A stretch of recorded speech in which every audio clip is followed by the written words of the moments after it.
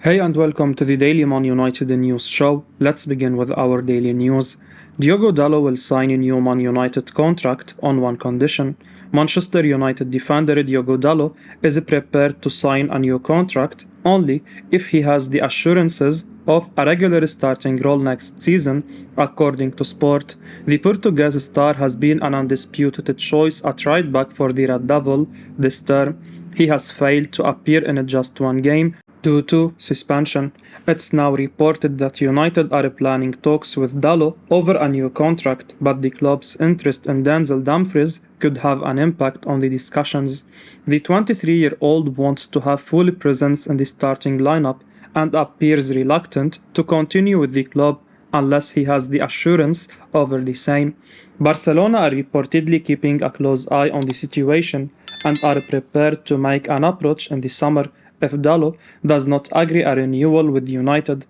Dalot has started in 20 out of United's 21 matches under manager Erik ten Hag.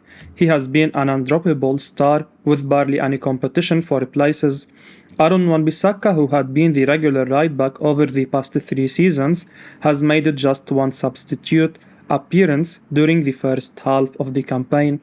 Ten Hag reportedly has his sights on landing Dumfries for €60 million next summer. It is unlikely that the club would spend that much for a backup option to Dalot. Hence, Dalot is right to be worried over his future at the club. The onus is on the hierarchy to convince him to stay, as Ten Hag wants a strong competition in every spot. Dalot's current deal expires in June 2023, but the club have a 12-month extension clause. If he refuses to renew, he could be sold next summer, with Barcelona interested. Bastian Schweinsteiger explains why he loves watching Christian Eriksen. Ex-Red Devil Bastian Schweinsteiger has explained why he loves watching Manchester United midfielder Christian Eriksen. Alongside Facundo Pellistri, whose Uruguay side were also knocked out of the World Cup at the group stage, Eriksen returned to Manchester United training yesterday. The 30-year-old couldn't inspire Denmark and Qatar, and the Danes finished bottom of their group, having picked up just 1 point from their 3 games against Tunisia, France, and Australia. But despite experiencing disappointment in the Middle East, signing the former Brentford playmaker as a free agent has proven to be an astute piece of business by Erik ten Hag. The former Ajax, Tottenham Hotspur and Inter Milan maestro scored his first goal for the 20-time league champions in our last competitive game, which came against Fulham. One man who has been impressed with Erik's start to life at the Theatre of Dreams is former Reds midfielder and 2014 World Cup winner Schweinsteiger. Speaking via the club's website, the 38-year-old waxed lyrical about the Scandinavian superstar. He went on to say, "He knows the league, but he knows the game. That is even more important. He has the vision, he has the brain, he knows when to pass the ball in the right moments. I really like watching him because his IQ is very high, and I love watching players who are passing the ball in the right moment to give your teammate more time to do something, and he is doing that, and it's great to see." Following his earlier than anticipated return from Qatar due to Denmark's underwhelming tournament, Eriksen could feature against Burnley in the Carabao Cup 4th round tie in 7 days' time. Erik ten Hag assesses what impact Glazer's sale will have on Manchester United. Erik ten Hag has spoken out on a potential takeover at Manchester United, with the club currently being up for sale. Speaking to Andy Mitten of The Athletic, the Dutchman said, "My information is that it will only be good things because there will be more investment possible, which is good. I look at the competition around the Premier League. They all have the opportunity to invest. It's a tough competition between 7 or 8 clubs. That's a change in circumstances. When you compare 5 or 10 years ago, the competition is much tougher. Newcastle are coming, even West Ham, maybe not now in the table, but they have a huge investment. Spurs definitely, and then City, Chelsea and Liverpool. I don't need to talk about them. You can quickly count 7 or 8 clubs that can compete in the league. Even at the bottom, I don't see weak teams. They are all strong. There is no easy games. Newcastle have done well. They did the right investment, and that is what you have to value. Make the right environment and culture, and Eddie Howe, has done really well. He relayed the Glazer family's comments to Chief Executive Richard Arnold, who broke the news of the sale to the United boss. Ten Hag went on to add, "He said they are open and transparent. We spoke about the culture we want. We spoke about objectives, goals, and the culture, and he confirmed it won't change, that it will be even better because more money will become available for this project." Regarding the American owners, who he has met twice since he took charge, he said, "I don't speak to them that often, but I have met them and I have spoken to them before I was appointed, and when I was appointed, we spoke about how we will work together and how we are going to achieve our objectives, but the most contact is with Richard Arnold." When asked if the Reds can compete with state-backed clubs such as Newcastle and City, Ten Hag replied, "Yes, I think it's also about strategy, not just money. It's clear that when you don't have the right players and the quality players, you will not be successful and achieve the targets you set. The competition is really tough, so you need the right players. If we go back to where we started, unless everyone is unified, then you won't achieve that. So in a way, you are in a better situation now than you were because everybody is unified. We are moving in a better direction, but still there is a lot of room for improvement." He was then questioned on if he was proud to have made such a quick impact in Manchester, as well as the instant relationship he built with fans. Ten Hag responded, "I am happy with the way the players perform and the fact they play as a team with the right spirit and the right mentality." He says, "But there is always a battle to keep that progress going. It means keeping the high standards. I always satisfaction makes you lazy. If you are too satisfied with yourself and the team, you will not maintain those high standards. It's up to me to control that and set a good example. We have to live the high standards all the time, and then we can compete with the best clubs in the Premier League and achieve our goals." Avram Glazer speaks on possible Man United sale. Speaking to The Athletic, Manchester United co-owner Avram Glazer has said that the club are currently going with the process of finding new investors. Earlier last month, the Glazers confirmed that they are exploring strategic alternatives for United, which includes a partial investment as well as a potential sale. United have since appointed the Rainy Group as their financial advisors, and it has been reported that a formal takeover could happen by the end of March. When pressed over a potential sale, Avram has now refused to be drawn into the speculation and said that his family are not necessarily looking into selling the club. The business magnate added that they are going forward with the process to see what happens. He said, "I am here to really watch the World Cup, but I appreciate your interest. That's the update. It's the process, and the process is proceeding. It's not necessarily a sale. It's a process, and we are going forward with the process, so we'll see what happens. Once again, I am here to enjoy the World Cup, but I appreciate your questions." The Glazers have already hinted over their desire to leave the club, but the process could take several months as they are looking for the best proposal on the table.